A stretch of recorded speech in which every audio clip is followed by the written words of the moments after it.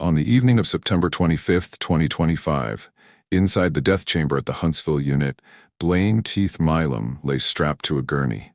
At 6:40 p.m., Texas carried out his execution by lethal injection. He was 35 years old, put to death after years of litigation and last-minute reprieves that had kept him alive, briefly, on 2 earlier dates. The 5th person executed by Texas this year, for a crime that had shocked East Texas for 17 years. The case was as brutal as it was strange. Milam had entered death row at age 20, found guilty of torturing an infant to death for over 30 hours in what he and his girlfriend called an exorcism. For 15 years, his lawyers fought through appeals. They said his IQ was too low. They said the bite mark evidence wasn't reliable. They said killing someone with his mental limits was wrong. Supporters said the science was bad, that his test scores showed he couldn't think clearly, that mercy meant life in prison instead of death. But none of those arguments could erase what had been done to Amora Carson, an infant whose injuries were so bad the doctor couldn't say which one killed her. As the drug flowed through his veins, witnesses said Milam spoke about Jesus Christ. He thanked prison chaplains. He asked others to accept Christianity. His last words were, "Bring me home, Jesus." He said nothing about what he did. He didn't apologize to Amora's family. He stuck to the story he told during his years waiting to die. His path, from troubled teenager who barely finished 4th grade to death row prisoner fighting claims about his mental ability, took years of court battles, expert reports, and pleas for mercy that went all the way to the Supreme Court. The case left investigators haunted, a community horrified, and a family destroyed by the worst kind of betrayal. A mother who stood by while her own daughter was murdered. But to understand how an 18-year-old from East Texas became one of the most disturbing cases in modern Texas history, how a teenage mother let 30 hours of torture happen in the next room, how strange beliefs about demons and messages from God turned a relationship into a killing, and why Amora Carson's name became known for the failures of systems meant to protect helpless children. We have to go back. Back to December 12, 1989, when Blaine Keith Milam was born in Gregg County. Back to January 2008, when a troubled young man met a teenage mother on MySpace. A meeting that broke his probation rules and put 2 broken people on a path toward horror. If you're drawn to stories of justice, betrayal, and the people who reach a point of no return, make sure to subscribe to No Way Out. This is where true crime meets truth. Real cases, real consequences, the darkest corners of human decision, broken down into tiny pieces so you can see every detail and make your own conclusions better. Blaine Keith Milam entered the world on December 12, 1989, in Gregg County, Texas, a region of piney woods and small towns in the northeastern part of the state. He was the youngest of 4 children, born into a family that struggled financially but managed to get by. His mother worked various jobs. His father held employment when he could. The family lived in rural East Texas, where neighbors knew each other, and life moved at a slower pace than in the cities to the west. For the first several years of his life, things were relatively normal. His sisters, Teresa Shea and Sherry Milam Digby, would later testify that their early childhood was happy. The Milam children played together, shared meals, attended school. They had the kind of ordinary experiences that most families take for granted. Blaine was the baby of the family, and his siblings looked after him as older brothers and sisters do. But Blaine struggled from the beginning. He lagged behind other children developmentally. His mother estimated he was 2 to 3 years behind his peers by age 10. He couldn't write properly. Math confused him. He got picked on at school, but never fought back, only coming home to tell his mother what happened. School was difficult, frustrating, a place where his limitations became obvious to everyone around him. When Blaine was still in elementary school, his family made a decision that would alter the trajectory of his life. They pulled him out of public school in 4th grade with plans to homeschool him. But homeschooling lasted less than 6 months before it stopped entirely. No formal education plan replaced it. Blaine, who was supposed to be advancing through 6th grade and beyond, received virtually no schooling at all. Then in 2004, The family faced a crisis that changed everything. Blaine's father became seriously ill. The nature of the illness made it impossible for him to work. Medical bills began accumulating.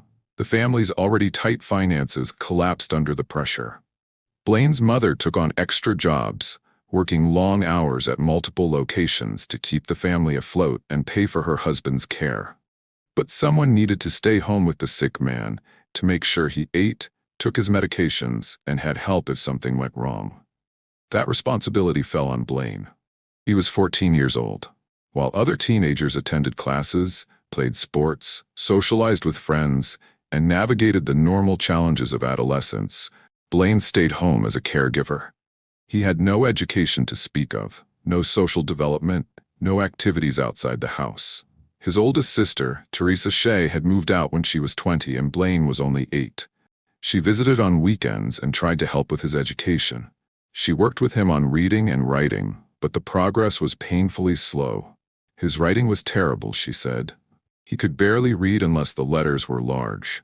The gaps in his education had become canyons, impossible to cross without sustained help that no one had time to provide. The isolation took a profound psychological toll. Blaine spent his teenage years cut off from peers, trapped in a role that no child should have to fill. His sister Sherry had dropped out of school in 8th grade. Teresa had left in 9th grade. Education was not valued or prioritized in the Milam household, and Blaine bore the consequences most severely. In September 2008, Blaine's father died. Blaine was devastated. He didn't understand why his father had left him. For years, his entire existence had revolved around caring for this man. Now that purpose was gone. Blaine was 18 years old with barely a 4th grade education, reading skills that topped out around 8th grade, and no clear path forward.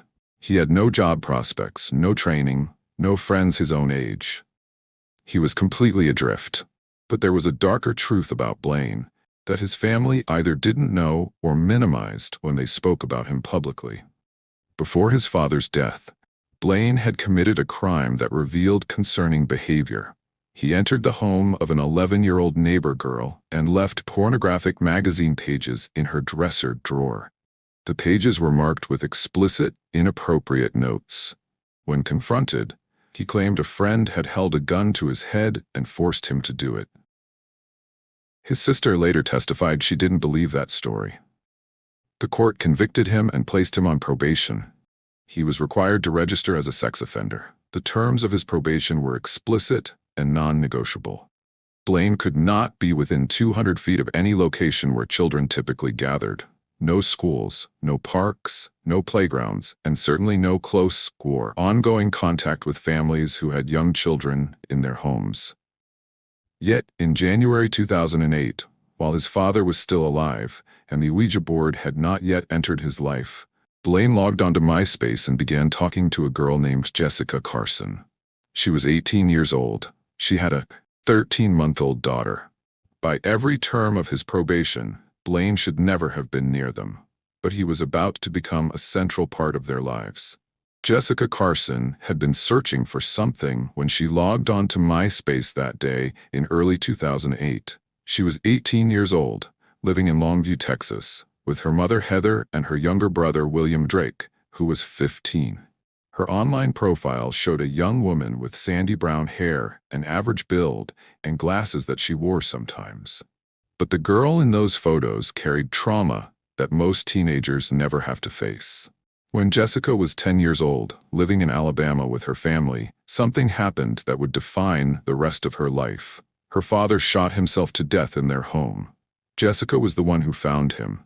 She discovered his body, saw what a gunshot does to a human being, processed the reality that her father had chosen to leave this world. The psychological damage from that discovery was profound and lasting. No child should witness what she witnessed. No child should carry those images in their mind for the rest of their life. Her father's death in 2001 shattered the family. Her mother, Heather Carson, tried to keep things together for her children, but Alabama held too many painful memories. The house where it happened, the neighbors who knew what happened, the constant reminders everywhere they went. In 2005, when Jessica was about 14, Heather made the decision to leave. She moved the family to Longview, Texas, hoping a fresh start in a new state might give her children a chance to heal and move forward. For a while, the move seemed to help. Jessica adjusted to her new school in Longview. She made friends, participated in activities, took care of her appearance. She wore makeup, styled her hair, dressed nicely. Teachers noted she was a decent student with a grade point average of 2.67. Her mother believed Jessica had potential, that despite everything she had been through, she could still build a good life. Heather said her daughter had college in the bag if she stayed on track. But Jessica was still processing the loss of her father. The trauma lived inside her, shaping how she saw the world and herself. She had abandonment issues, trust issues, a deep fear of being left alone again. These psychological wounds made her vulnerable in ways that weren't immediately obvious to the people around her. At 16 years old, Jessica became pregnant. The father was a young man whose identity remains somewhat unclear in the historical record. Whoever he was, distance and circumstances made a relationship impossible. They separated before the baby was born. Jessica would be a single mother, raising this child largely on her own. On November 12, 2007, Amora Carson entered the world. She was a beautiful baby with soft, chubby cheeks and big blue eyes that seemed to take in everything around her. From the moment she was born, Jessica loved her. Friends and family who saw them together in those early months described Jessica as a devoted, attentive mother. She fed Amora on schedule, changed her diapers, bathed her regularly, played with her, sang to her. She did all the things that good mothers do. Amora was a happy baby. She smiled often, made cooing sounds, reached for toys and people with chubby little hands. She was developing normally, hitting the milestones that babies are supposed to hit. By the time she was several months old, she had become the center of Jessica's world. Despite being a teenage mother with no partner to help her, Jessica seemed to be managing. She kept up with her schoolwork. She took care of Amora.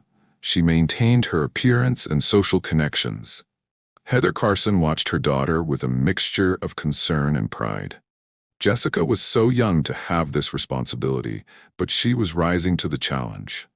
When Heather saw them together, she saw a mother who genuinely cared for her child.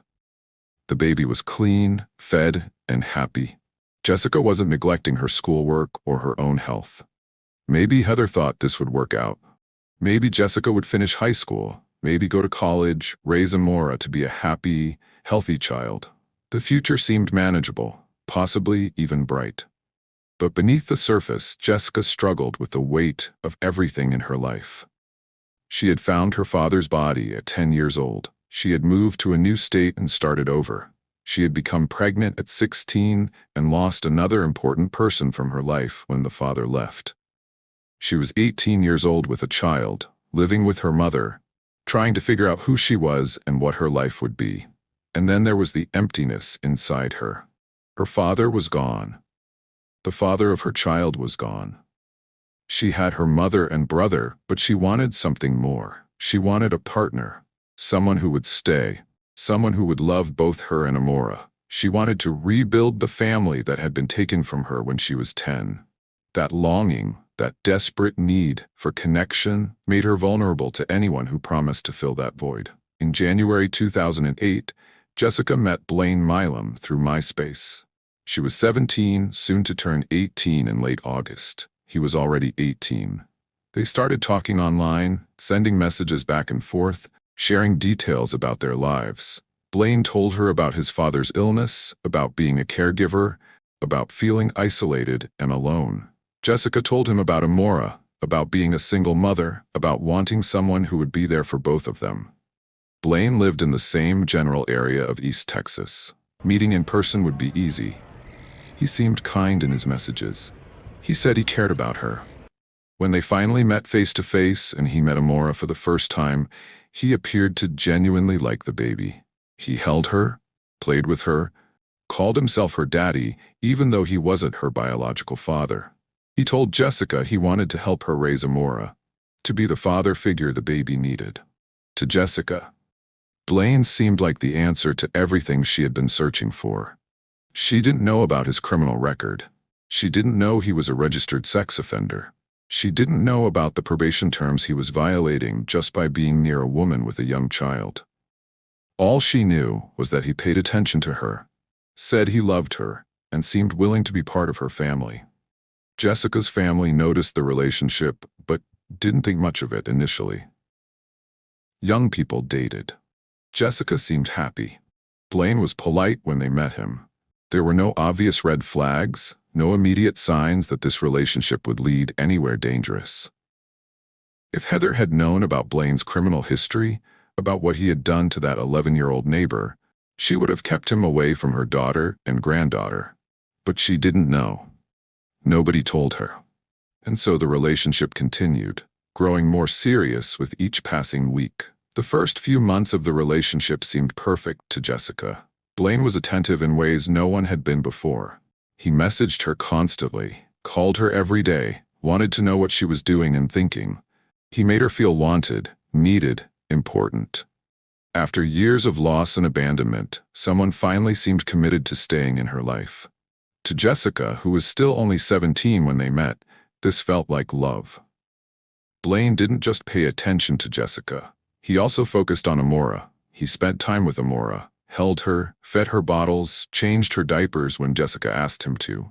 He put Amora to bed, played with her, talked to her in the gentle voice adults use with small children. He told people he was raising that baby, that he was her father even though they shared no biological connection.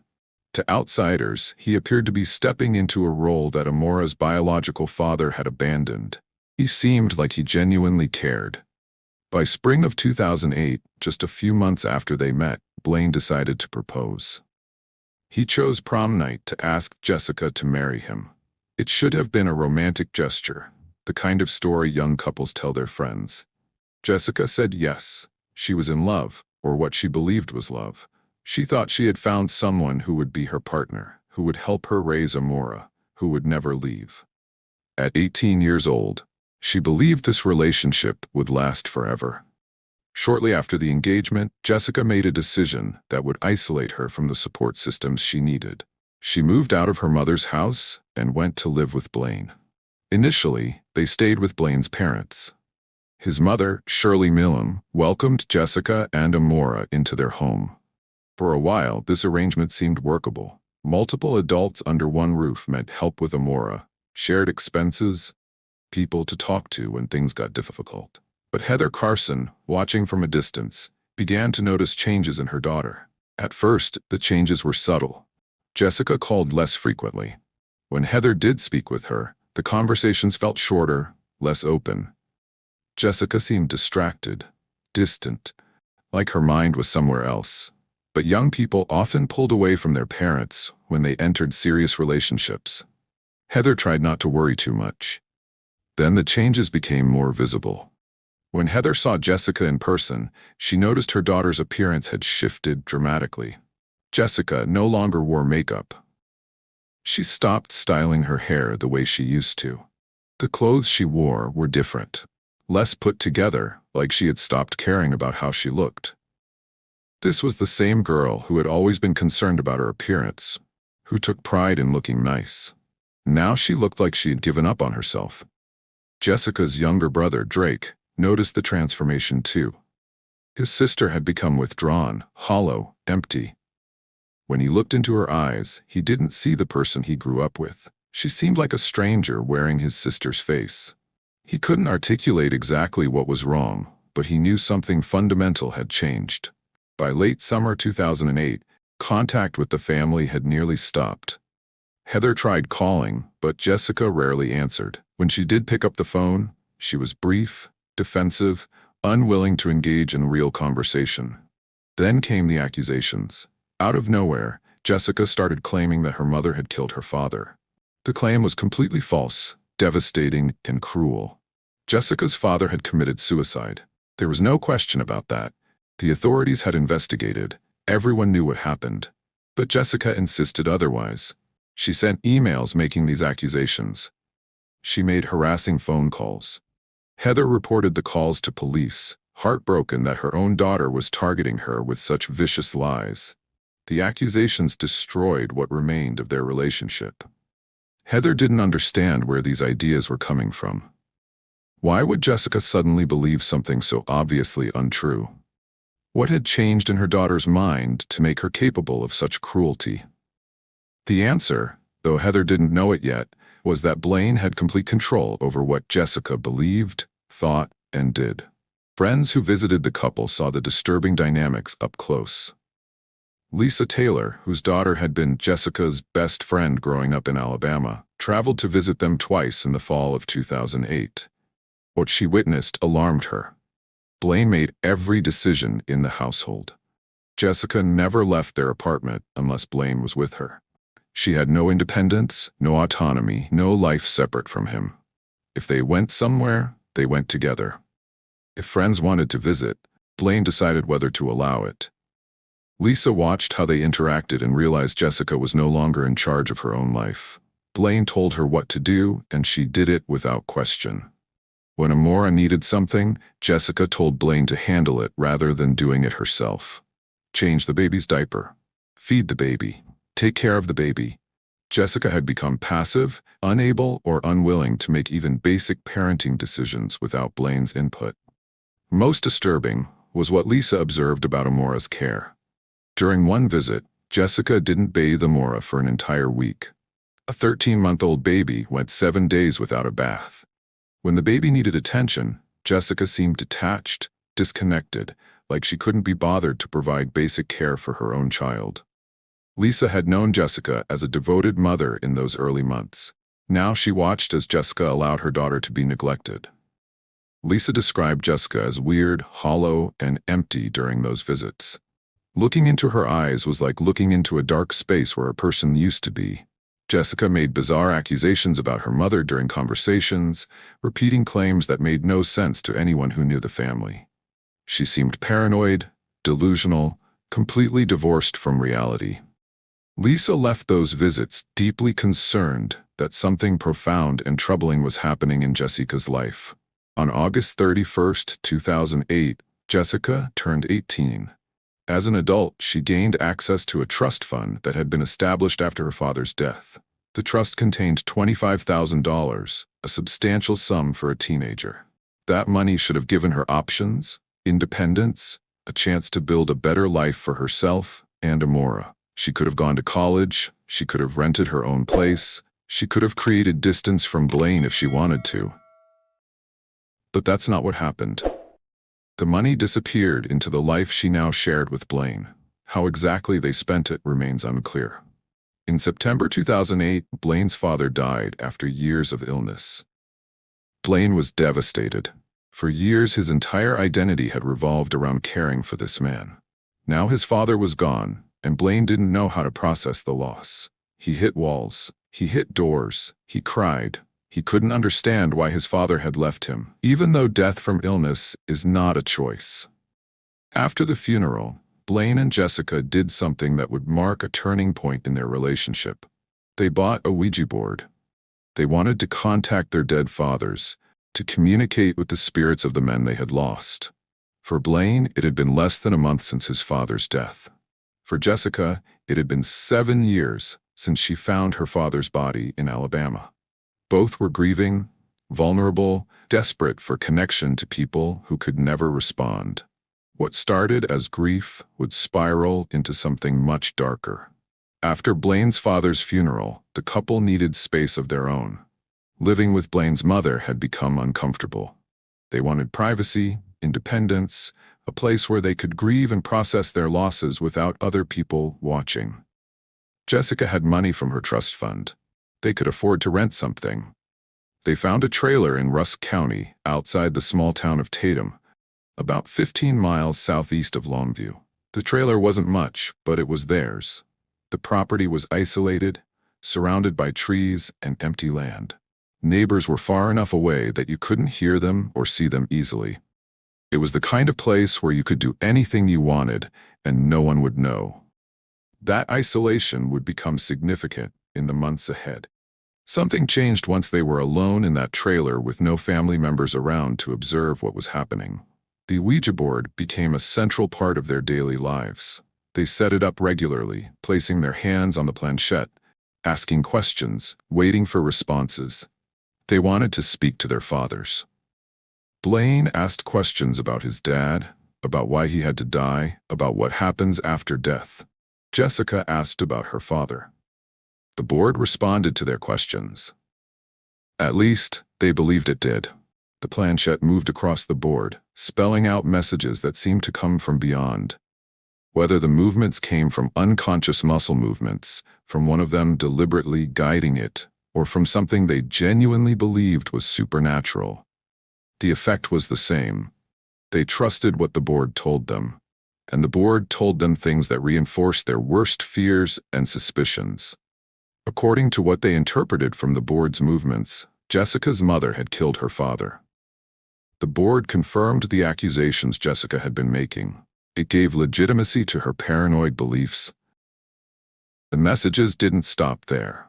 The board told them that evil spirits were present in their lives. It said their apartment, and later their trailer, was possessed by demons. Jessica became convinced she could feel these spirits around her. She sensed them watching, threatening, trying to harm her and her family. The fear consumed her. She couldn't sleep properly. She couldn't relax. Every shadow, every sound, every unusual feeling became evidence of demonic presence. They tried moving back to Blaine's mother's house temporarily, thinking the change of location might help. But Jessica still felt the spirits. The demons, she believed, had followed them. There was no escape from the evil that she was now convinced surrounded them constantly. Blaine's behavior became increasingly disturbing during this period. He started claiming that he himself was possessed by a demon. He told Jessica that after the demon entered him, he gained the ability to talk directly to God. This demon that lived inside Blaine supposedly gave him a direct line of communication to the divine. He could hear God's voice, understand God's will, receive instructions that other people couldn't access. According to Blaine, God was angry with Jessica. The demon inside him, which allowed him to speak to God, told him that Jessica's constant lying was the problem. God was tired of her dishonesty. Every time she lied to Blaine, she was offending God himself. The consequences of her lying had allowed the demon to enter Blaine in the first place. It was all her fault. Jessica later testified about how Blaine seemed different during these episodes. His facial expressions changed. His tone of voice shifted into something that didn't sound like the Blaine she knew. There was something in his eyes, something in his demeanor, that convinced her he was telling the truth about being possessed. She believed a demon actually lived inside him, and if a demon lived inside Blaine, then everything else he said must be true too. But even with a demon inside him, even with these claims about speaking to God, Blaine appeared absolutely fine with Amora during this time. He continued playing with her, feeding her, caring for her. The demon that supposedly possessed him had no problem with the Amora. As the weeks passed, Blaine's control over Jessica became total and absolute. He started accessing her email accounts and social media profiles. He used her passwords to log in as her, pretending to be Jessica when communicating with other people online. He wrote messages in her voice, responded to friends and family as if he were her, completely taking over her digital identity. Jessica allowed this to happen without protest. By December 2008, Jessica had stopped questioning anything Blaine said or did. Her ability to think independently, to assess situations critically, to protect herself and her daughter had been completely eroded. The couple's reality had separated entirely from the world everyone else inhabited. They saw demons where others saw nothing. They heard messages from God where others heard silence. They interpreted ordinary events as supernatural signs. They had constructed a shared delusion, a folie à deux, where their combined beliefs reinforced each other and pulled them further from rational thought. Through all of this, Amora continued to develop normally. She was now 13 months old, still not quite walking on her own but getting close, babbling in the way toddlers do, playing with toys, interacting with the world around her. She was healthy, innocent, unaware of the delusions consuming the two adults who were supposed to protect her.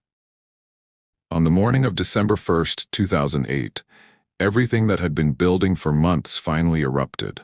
Blaine woke Jessica with urgent news. Something had happened during the night, something terrible.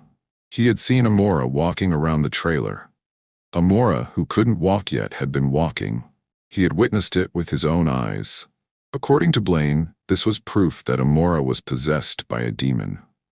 The baby's impossible mobility was a sign that something evil had entered her body. And the reason the demon had possessed Amora was because of Jessica. Jessica asked if they could do something to help Amora. She was scared, confused, desperate to fix whatever was wrong with her daughter. Blaine told her not to worry. God would show him how to perform an exorcism. He would drive the demon out of Amora's body. The baby would be fine. God was guiding him, showing him exactly what to do. All Jessica needed to do was trust him and let him work. Jessica didn't understand what an exorcism entailed. She didn't know how it was performed. She had no frame of reference for what Blaine was proposing. But Blaine said God was instructing him, and she believed him. If God was involved, then Amora would be helped, not harmed. The demon would leave her daughter's body, and everything would go back to normal. She trusted him completely, and that trust would cost Amora everything.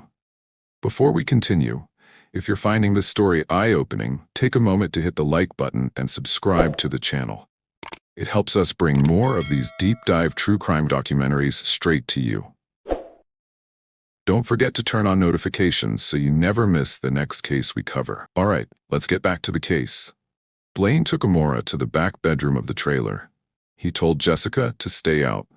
He was conducting the exorcism, and God was showing him what to do. Jessica remained in the master bedroom. She could hear Amora crying. The sounds were loud, distressing, the kind of screams that should make any parent rush to their child. But Jessica didn't go to her. She turned on the television. She watched movies. When Amora's cries became too loud, Jessica turned up the volume to drown them out. Hours passed. The crying continued. The timeline of what happened spans approximately 30 hours. From December 1st into December 2nd, 2008, Amora endured what the medical examiner would later call the worst case of brutality he had ever seen in his career. The details of her injuries were so extensive that Dr. Keith Pinkard, the forensic pathologist who performed the autopsy, testified he had never encountered anything like it. Prosecutors would later establish that Blaine used multiple objects during the assault. A hammer was among them. Investigators also recovered a pipe wrench that had been hidden under the trailer. The wrench was found wrapped in a clear plastic bag, shoved into a hole in the floor of the master bathroom. Laboratory analysis detected traces of personal lubricant on the wrench, on Amora's diaper, and on other items collected from the scene. The autopsy revealed that Amora suffered multiple skull fractures, 18 rib fractures, a lacerated liver, broken arms and legs, and bleeding under her scalp. There were 24 human bite marks covering her body from head to toe. She showed signs of strangulation. Her injuries were so severe and so numerous that the medical examiner could not identify a single cause of death. Any one of several injuries could have killed her. She had been beaten, strangled, bitten, and assaulted over the course of those 30 hours. Forensic odontologist Dr. Robert Williams later examined the bite marks. He compared them to dental impressions taken from Blaine, Jessica, and Blaine's brother Danny. His analysis concluded that Blaine was responsible for 8 of the bite marks on Amora's body. Jessica could not be excluded from one of the marks. Danny was excluded from all of them. Throughout this ordeal, Jessica stayed in the other room. She knew what was happening. The sounds alone told her. The crying that eventually stopped told her. But she did nothing to intervene. She did not call for help. She did not try to stop Blaine. She did not grab Amora and run. She sat in front of the television while her daughter died in the next room. At some point during those 30 hours, Jessica and Blaine left the trailer. They drove to Henderson, about 15 miles away, to a pawn shop. They pawned items to get money. Blaine told Jessica they needed cash for another exorcism. Instead, they used some of the money to buy cigarettes. Then they returned to the trailer where Amora lay dying or already dead. By the morning of December 2nd, Amora Carson was gone. At 10:37 a.m. on December 2nd, 2008, Blaine Milam dialed 911. His voice came through the line with a statement that should have been filled with panic. Instead, it was measured, controlled. He said his name was Blaine Milam. He said he had just found his daughter dead. Later, when speaking to law enforcement, he corrected himself. Amora wasn't actually his daughter. She was Jessica's daughter, his fiancée's child. But he had been raising here, he told them. He had been the one caring for her, acting as her father. Sergeant Kevin Roy of the Rusk County Sheriff's Department received the call and headed to the location. The trailer sat outside Tatum, a small rural community where everyone knew everyone. Roy arrived 20 minutes after the call, pulling up to find 2 ambulances already parked outside. Emergency medical technicians stood in the doorway of the master bedroom. They were not attempting resuscitation. There was nothing they could do. Roy walked into the bedroom. On the floor, he saw Blaine and Jessica kneeling beside a small body. The infant was lying on her back, not moving, not breathing. Roy immediately noticed the bruising. Amora's face was one large bruise. He saw circular marks on her body and initially thought they might have been made by a Coke can pressed into her skin. He didn't yet recognize them as bite marks. The scene was wrong in every way. The baby was clearly dead, had been dead for some time. The body showed rigor mortis. Yet here were 2 young people, both 18 years old, kneeling beside her, as if they had just discovered her moments ago. Their demeanor struck Roy as odd. They seemed calm, collected, too composed for parents who had just lost a child. Sergeant Amber Rogers arrived shortly after to lead the investigation. She and Roy separated the couple to get individual statements. Roy took Blaine aside, while Rogers spoke with Jessica.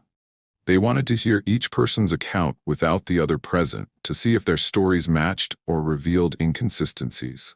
Blaine told Roy that he and Jessica had left Amora alone in the trailer. They walked up the road to meet a man named Clark, who was going to clear some land for them. They were gone about an hour, he said. When they returned, they found the baby in that condition. He remained calm during the explanation, cooperative, answering questions without visible distress. After the initial interviews, Roy read both of them their Miranda rights. This was no longer just a death investigation. The injuries on Amora's body told a different story than the one Blaine and Jessica were telling. Something terrible had happened here, and these 2 young people knew more than they were saying. Texas Ranger Kenny Ray arrived at the scene to conduct a more thorough interview. He sat with Blaine in the front seat of his patrol car for about an hour. Blaine repeated the same basic story, but added new details. He said that when they came home, they didn't find Amora in her crib. Instead, she was in a hole in the floor of the bathroom that he was remodeling. There was a blood ring around her mouth, he claimed, and it looked like she had been biting the insulation in the floor. His story kept changing. First, he said Amora was still breathing when he called 911. Then he said she was already dead. He claimed Jessica called 911 while they were looking for Amora.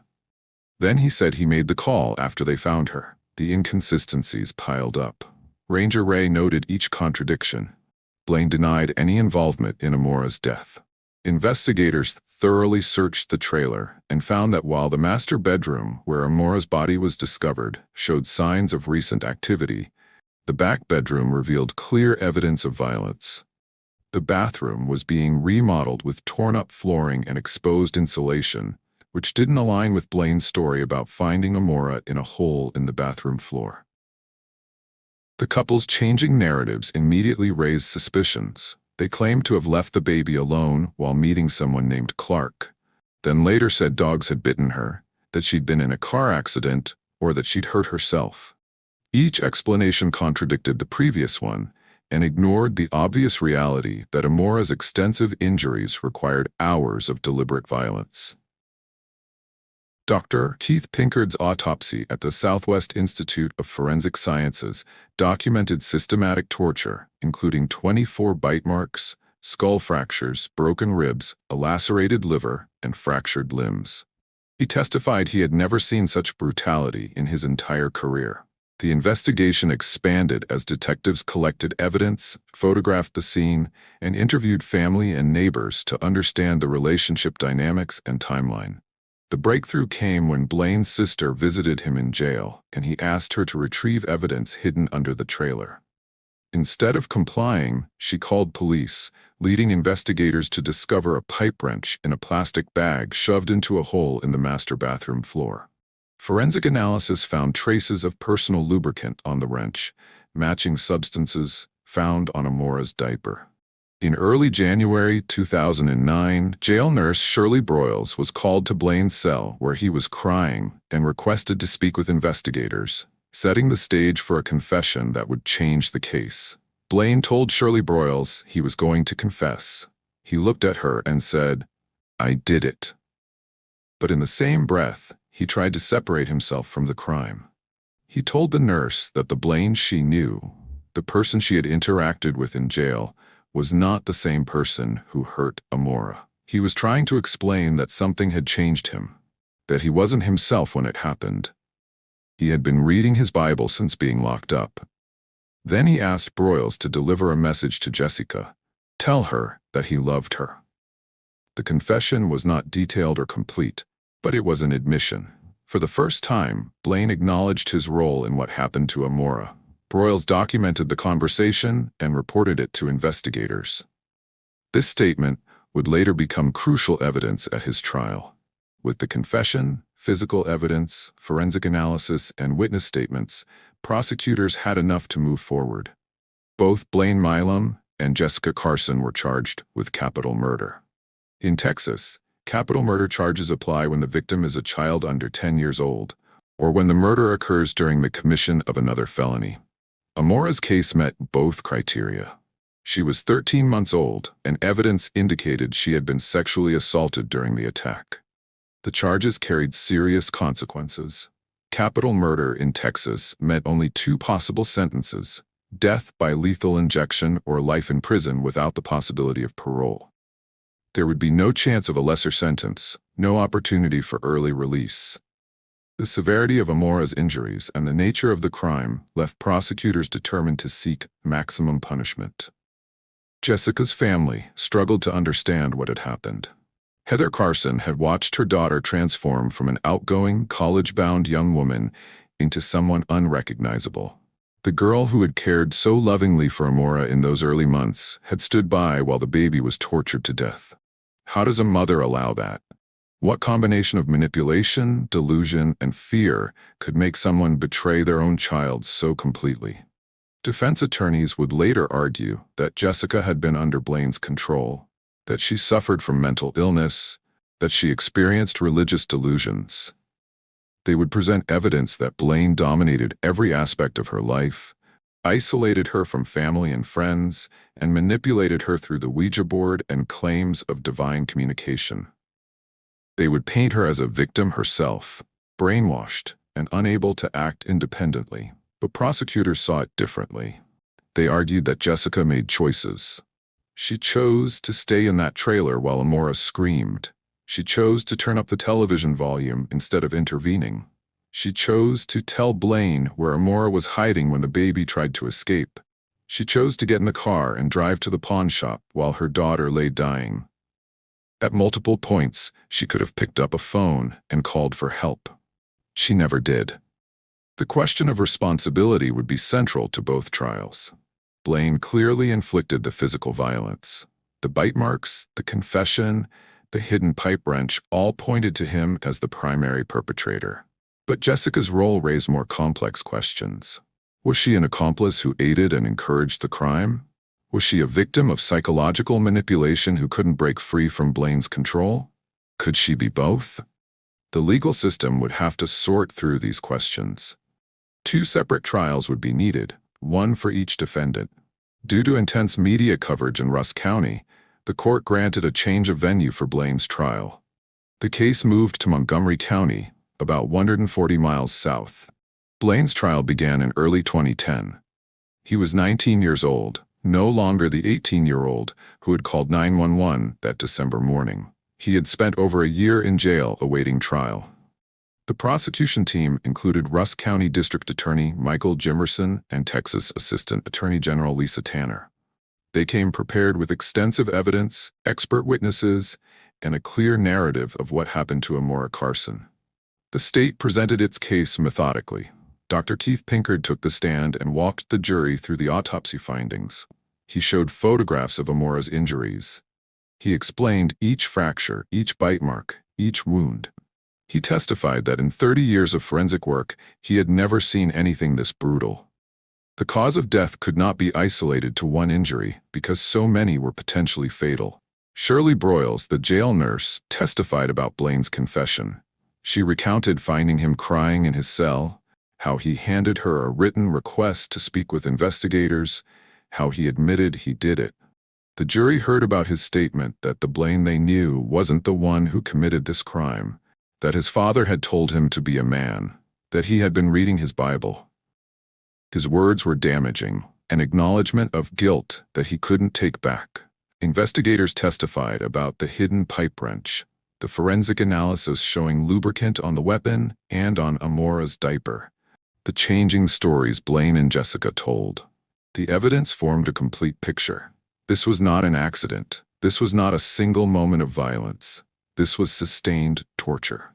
The defense strategy focused on shifting blame to Jessica. They called witnesses who testified about her behavior, her strange accusations against her mother, her detachment from reality. They brought Heather Carson to the stand, who described how her daughter changed after meeting Blaine. They called Lisa Taylor, who testified about visiting them in Alabama and observing Jessica's bizarre behavior and neglect of Amora. The defense presented expert testimony about Jessica's potential mental illness. Dr. Frank Murphy, a psychiatrist, offered an opinion about Jessica's mental state during the time period leading up to Amora's death. He suggested she suffered from psychotic depression, a condition where severe depression leads to loss of contact with reality.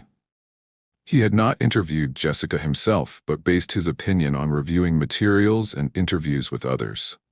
His testimony aimed to paint Jessica as the true perpetrator, someone whose mental illness drove the violence. The defense also presented evidence about Blaine's intellectual limitations. His mother, Shirley Milam, spent hours on the stand during the punishment phase. She testified about his developmental delays, his poor performance in the limited schooling he received, his lack of self-esteem. She described him as a follower, someone easily influenced, someone who watched cartoons meant for children even at 18 years old. She painted him as vulnerable, manipulated by Jessica rather than the primary aggressor. On May 17, 2010, the jury reached a verdict. After deliberating for 10 hours on the guilt phase, they found Blaine Keith Milam guilty of capital murder. The conviction carried only 2 possible sentences. The jury would now have to decide which one fit the crime.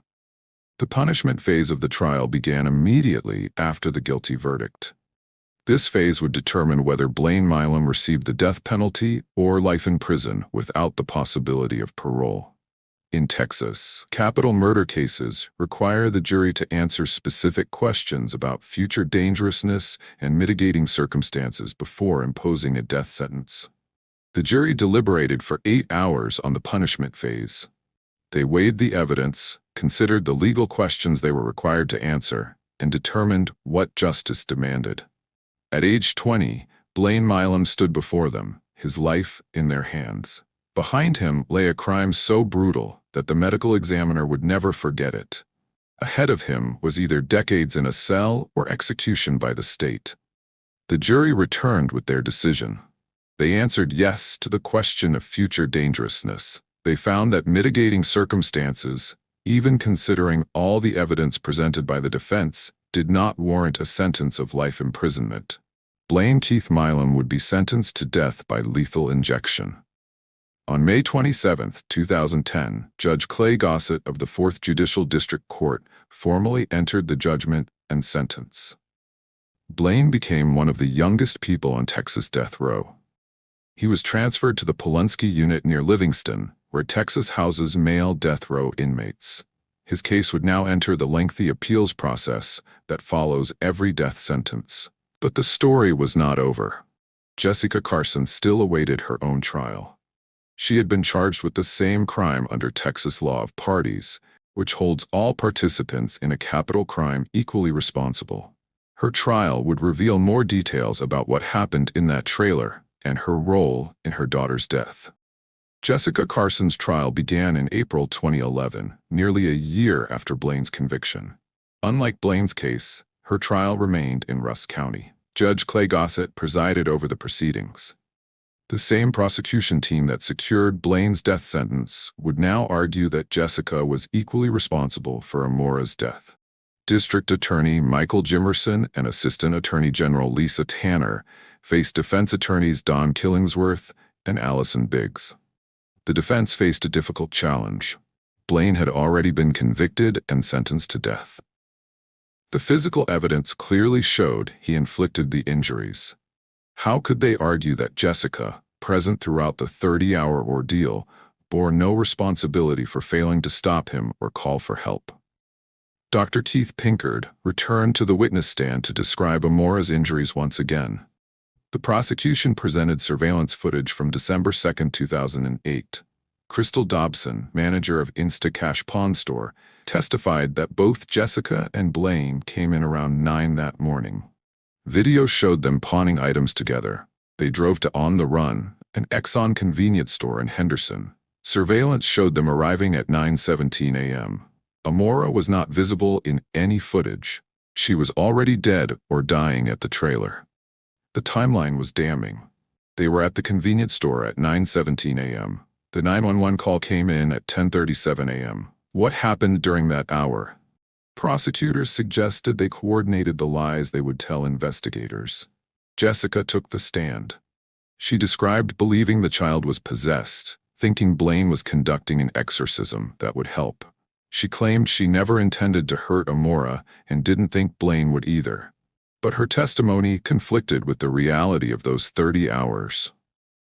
The jury had to decide whether to believe her claims of ignorance and manipulation or to hold her responsible for standing by while her daughter was tortured. After 7 days of testimony and more than 3 hours of closing arguments, the jury received the case around 2:30 p.m. on April 13, 2011. They deliberated for 90 minutes. At approximately 4 p.m., they returned with their verdict. Jessica Carson was guilty of capital murder. The conviction carried an automatic sentence of life in prison without the possibility of parole. Both Blaine Milam and Jessica Carson entered the Texas Department of Criminal Justice system in their early 20s, with Blaine going to the Palunsky Unit near Livingston on death row, and Jessica to the Crane Unit near Gatesville to serve life without parole. Blaine's conviction triggered an automatic appeals process that his attorneys pursued through both state and federal courts. The Texas Court of Criminal Appeals affirmed his conviction and sentence on May 23, 2012, and subsequent appeals were denied through 2018, including state habeas corpus petitions and federal district court review, with the Fifth Circuit denying a certificate of appealability and the Supreme Court declining to review the case. Blaine's first execution date was set for January 15, 2019, nearly 9 years after his conviction. But the Texas Court of Criminal Appeals granted a stay just 1 day before based on 2 critical issues: the reliability of bite mark evidence and questions about intellectual disability. Forensic science had increasingly questioned bite mark analysis, with a 2016 Presidential Council report declaring it scientifically unreliable, and Texas courts overturning convictions like Stephen Chaney's based on discredited bite mark testimony. The intellectual disability claim was complicated by evolving legal standards, as the Supreme Court's 2002 Atkins decision prohibited executing intellectually disabled individuals, but determining who qualified remained contentious. During his trial, Blaine's jury concluded he didn't meet intellectual disability criteria despite expert testimony on both sides. But by 2017, the Supreme Court's Moore v. Texas decision rejected Texas's outdated methods for determining intellectual disability. Blaine's attorneys argued he deserved re-evaluation under updated standards, pointing to his IQ scores of 68 and 71, 4th grade education, and 8th grade reading level. After the 2019 stay, the state's initial expert concluded Blaine met intellectual disability criteria. But a second state-retained expert disagreed, using partial IQ scores and focusing on isolated strengths. Disability rights organizations filed briefs urging courts to follow clinical standards rather than stereotypes. A second execution date was set for January 21, 2021, but was again stayed just days before, leaving the legal issues unresolved for years. After the second stay in January 2021, Blaine's attorneys continued fighting. They presented reports from multiple medical experts who concluded he met the criteria for intellectual disability. They argued that the state's evaluation contained clinical errors and didn't follow proper diagnostic standards. They challenged the bite mark evidence as scientifically unreliable. They raised constitutional concerns about executing someone with cognitive impairments. But the courts systematically rejected each argument. The Texas Court of Criminal Appeals ruled that previous evaluations had already addressed the intellectual disability claim. The jury at his trial had been asked whether Blaine was intellectually disabled, and they answered no. Multiple courts had reviewed this determination over the years and found no reason to overturn it. The courts concluded that Blaine's IQ scores, while low, did not definitively prove intellectual disability when considered alongside other factors.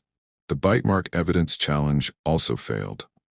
While forensic science had indeed moved away from relying heavily on bite mark analysis, courts ruled that enough other evidence existed to support the conviction.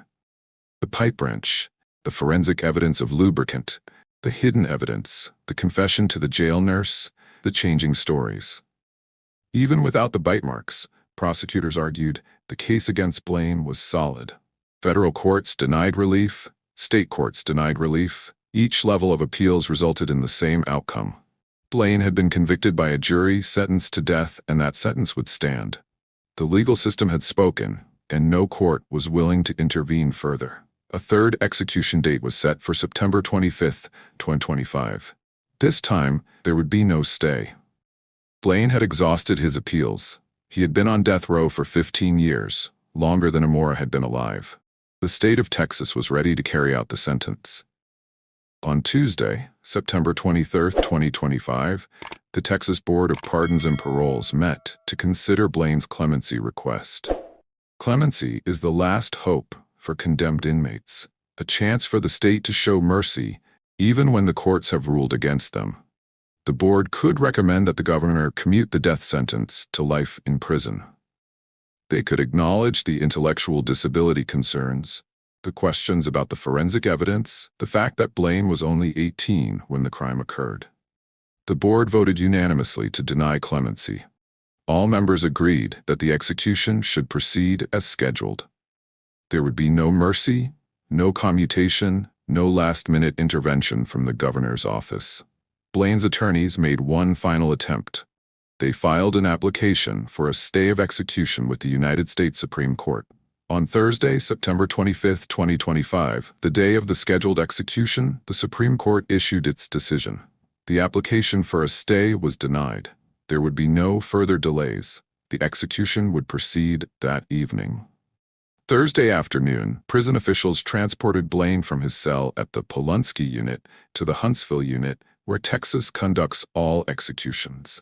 The Huntsville Unit is also known as the Walls Unit, a prison that has carried out hundreds of executions since Texas resumed capital punishment in 1982. Blaine arrived early that afternoon. Prison officials noted that he appeared anxious. He told them he had a headache. They placed him in a small holding cell adjacent to the death chamber, where he would spend his final hours. Before the execution, Blaine chose his last meal. Texas no longer allows elaborate last meal requests after an incident in 2011, but inmates can request items from the prison menu. Blaine requested a cheeseburger, oven-fried potatoes, green beans, pinto beans, sliced bread, scrambled eggs, country gravy, a sausage patty, pears, biscuits, tea, and water. It was an ordinary meal, the kind of comfort food that many people grew up eating in Texas. He ate alone in his holding cell, knowing these would be his last tastes of food. Blaine declined to have a spiritual advisor present during his final hours. He had found Christianity during his time on death row had participated in faith-based programs, had read the Bible extensively. But for these last moments, he chose to face what was coming without a religious figure by his side. At 6 p.m., the time when Texas executions typically begin, officials escorted Blaine into the death chamber. The room was small, clinical, designed for one purpose. In the center was a gurney with restraints. Witnesses sat in viewing areas separated by glass. Victims' family members had the option to watch. Media representatives were present. Prison officials and the warden oversaw the procedure. Guards strapped Blaine to the gurney. They secured his arms, his legs, his torso. An IV line was inserted into his right hand. The line connected to a system that would deliver the lethal dose of pentobarbital, a sedative that stops breathing and heart function when given in sufficient quantity. Blaine lay on the gurney, looking at the ceiling, waiting. The warden asked if he wished to make a final statement. Blaine had prepared words for this moment. He spoke clearly, his voice carrying to the witnesses watching through the glass. I would like to give a special thanks to all of you for showing me kindness, compassion, empathy, love, and support, and believing in me. Thank you for everything that you have done. I would also like to thank the directors of chaplaincy of TDCJ for opening up the faith-based program on death row and allowing me to be accepted into it to find Jesus Christ our Lord and Savior. And if any of you would like to see me again, I implore all of you, no matter who you are, to accept Jesus Christ as your Lord and Savior, and we will meet again. I love you all. Bring me home, Jesus. Those were his last words. He did not admit guilt. He did not apologize to Amora's family. He did not acknowledge the pain he had caused.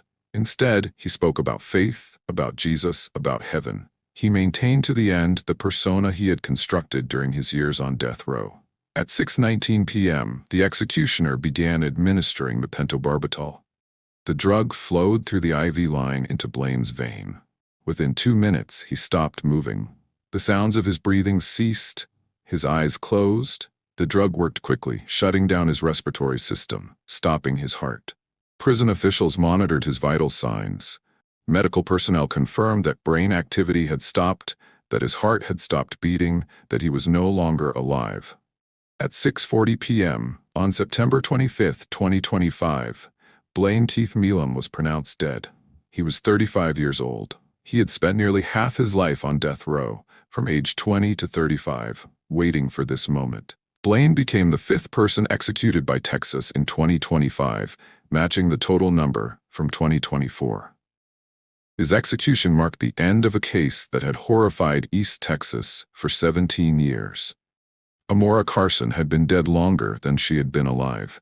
Justice, delayed by years of appeals and legal challenges, had finally been carried out according to the sentence imposed in 2010. Rusk County District Attorney Michael Jimerson witnessed the execution. He had prosecuted Blaine in 2010 and had followed the case through all its appeals and delays. For Jimerson, this moment represented the conclusion of one of the most difficult cases of his career. After watching Blaine take his last breath, Jimerson spoke to reporters gathered outside the prison. "We will never know what Amora would have contributed to our world," Jimerson said. Answering the call for justice for the most helpless is a measure of a civilized people. His words captured what many felt about the case. Amora never got the chance to grow up, to discover her talents, to make her mark on the world. Everything she could have been was taken from her before she turned 2 years old. The execution brought closure for some, but raised questions for others. Advocates who had fought to stop the execution maintained that executing someone with intellectual disability violated constitutional principles. They argued that Blaine's IQ scores and limited education showed clear cognitive impairments that should have exempted him from the death penalty. They pointed to the 3 expert evaluators who concluded he met the criteria for intellectual disability. But others saw the execution as appropriate justice for an unspeakable crime. While Blaine's death ended his story, Jessica Carson's continues. She remains in the custody of the Texas Department of Criminal Justice, serving her sentence of life without the possibility of parole. According to current records, She is housed at the Hobby Unit, having been transferred from the Christina Melton Crane Unit in Gatesville, where she initially served her sentence. She is now 35 years old, the same age Blaine was when he died. This brings us to the end of this case, a story that reminds us of how choices, delusions, and violence can destroy lives in an instant. But here on this channel, we believe every story must be told because silence only allows history to repeat itself. If you found this breakdown valuable, please like this video, subscribe, and turn on the notification bell so you never miss a story. Share your thoughts in the comments below. Do you believe justice was truly served in this case? And remember, we cover these stories not